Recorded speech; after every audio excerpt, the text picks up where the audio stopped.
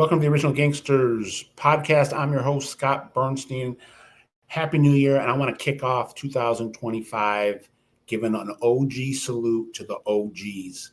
And I'm talking about the crop of Mafia octogenarians, guys in their 80s in American LCN right now that are still major players. And, throughout history, normally when you hit your 80s, you're in some form of retirement or you're dead. In multiple crime families across the United States, especially on the East Coast, you have some real juggernauts that are still active and shot calling in their 80s, I guess in the Midwest as well. So I want to talk about a guy that is probably the most undervalued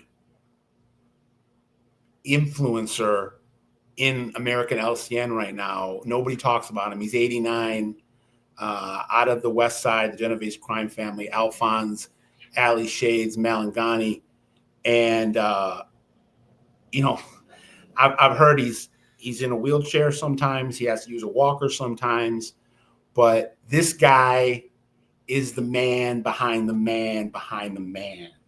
And whatever the title is, Barney Bellomo, Ernie, who's also in his 80s, Ernie Muscarella, Patsy Perello, those major administrative OGs in the Genovese, they seek counsel. And in some cases, I'm told, they go to him with policy decisions. And they let him chime in on major family business.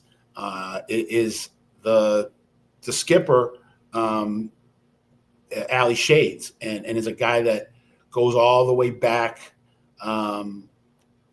more than a half century. You're talking 60, 70 years that he's been, at least 60 years that he's been a major guy, major player on the West Side, controlled the sanitation, the construction,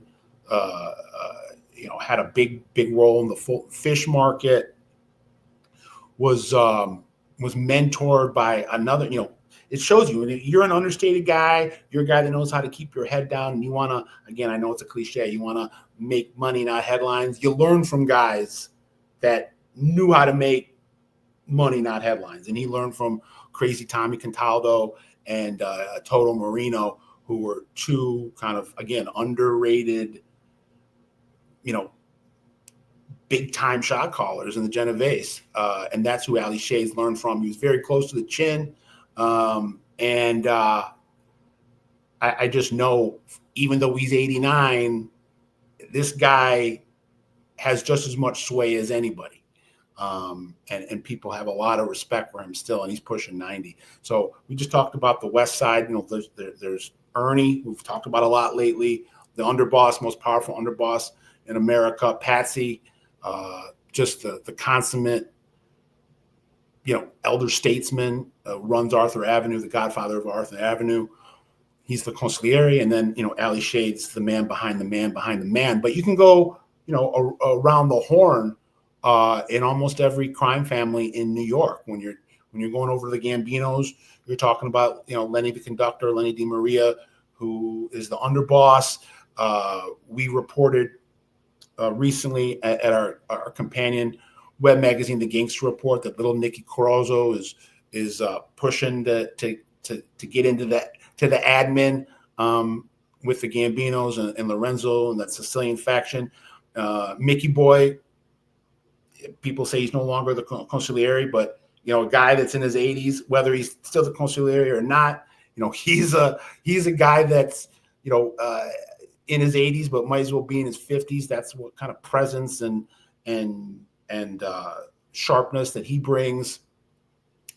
Over in the Colombos, Joe Waverly is the underboss. He's in his 80s right now, is exerting a lot of power along with Little Rob, keeping the seat warm for skinny Teddy Persico when he gets out next year.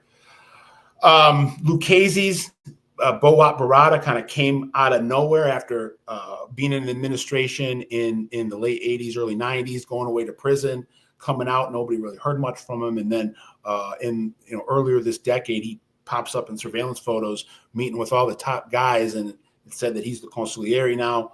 Could be transitioning out soon, we're told, and making the room for some new blood to help this current transition in the Lucchese's, where Big Mike DeSantis wants to retire, and little Vic Amuso in prison is probably going to die soon, and then Georgie Neck has the family.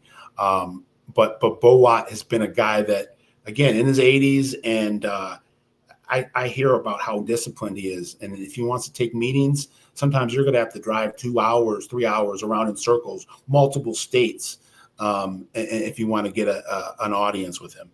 And then you get out of New York City, you go up to Buffalo, and again, we were the first ones to report this.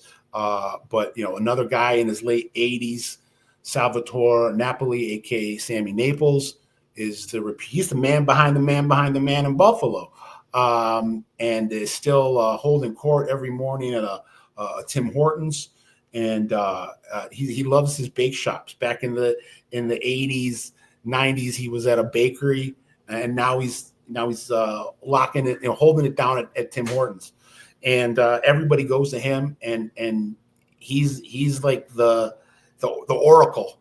He's the sage of the Magadino crime family, and Todaro, the reputed Joe Pizza Todaro, the reputed Don of that family, leans on Sammy Naples a lot, we're told. You want to go out to Philadelphia, Uncle Joe Lugambi, he's 85, is still for all intents and purposes, is still the consigliere and pseudo acting boss. He's a guy that he might not have the role of acting boss, but he has got that level of power and can wield it as he wishes, and he's the guy that everybody kind of outside of that family looks to as the heart and soul of that family and the barometer. Joe Scoops Licata, who runs New Jersey for the Bruno Scarfo crime family in Philly, he's in his 80s, doesn't look a day over 65, but again, you're talking about guys that all these guys in their 80s, but they're still just very, very sharp, and they have their finger on the pulse, and they're so in tune with that lifestyle, and they've been able to shift their mindset from the way things used to be done to the way things are being done now.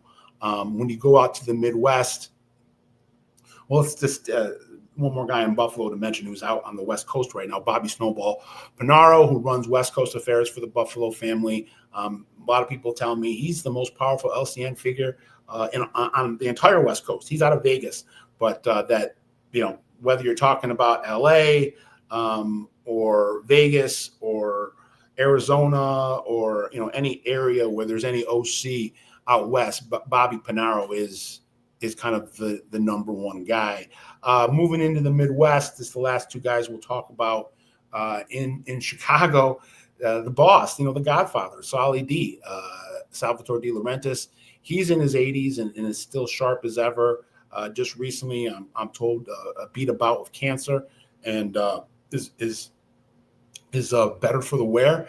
And a guy that, again, everybody in Chicago, we know it's delegation city, and there's all these buffers, but the last word in Chicago is still Solly D. And then finishing up in Detroit, a guy that really embodies stealth is the reputed underboss Anthony LaPiana, Chicago Tony, who is really Jackie Giacalone has the title, but Jackie's been very removed since he took over 10 years ago, and really the lifeblood of that family comes from what we're told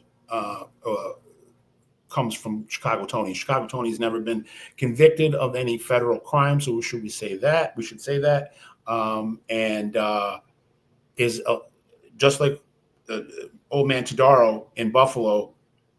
LaPiana legitimately is worth dare I say, hundreds of millions of dollars. So, but he is, he is what Jack Tocco was at one point. And then he was mentored by Tocco. He was mentored by his father-in-law, Little Vince Maley, and is really it's everything that Paul Castellano, I guess, could have been. A businessman, wise guy that still has the proper relationship with the blue collar guys and still has the respect, but knows how to be in the boardroom, wheeling and dealing behind the scenes, doing all the number crunching and the finessing that you need. That the John Gottis of the world have to, they're on the assembly line, but the Henry Fords have to make sure that assembly line has what it needs to operate. And Paul Castellano couldn't really pull it off. I know I'm kind of diverging here, and ended up being killed in the coup d'etat by Gotti, and that didn't really work the way I think Don Carlo wanted to. In Detroit, that has always worked, and Jack Tocco was the velvet glove to Tony Giacalone's and Billy Giacalone's Iron Fist, and then it's kind of the next generation of that velvet glove is Chicago Tony, and he's 82, 83, and just like Joe Scoops, doesn't look a day over 50. So that's my breakdown of people talk about the youth infusion. This is like the elderly era, the golden boys era, not the golden girls, the golden boys era in the American Mafia, where you have a lot of guys that in theory should be on the shuffleboard court, retired down in Florida, but they're at the sit down table giving out orders and letting everybody know that it's age is nothing but a number, especially when it comes to the wisdom and the acumen that these guys bring. So just an interesting thought to start 2025. A salute to the OGs from the OG. Please like, share, and subscribe. Let everybody know what we're doing here at the OG podcast, where we are uncovering the underworld, one city, one region, one country at a time. Breaking news for Cosa Nostra, bikers, drug kingpins, 24/7, either here at Original Gangsters podcast or over at the companion web magazine, The Gangster Report. We got you covered. All your true crime needs are fulfilled here. Welcome to 2025. I'm excited for bringing you guys that true crime fix that you guys want. I got it for you. Scott Burnstein, OG Pod. I'm out.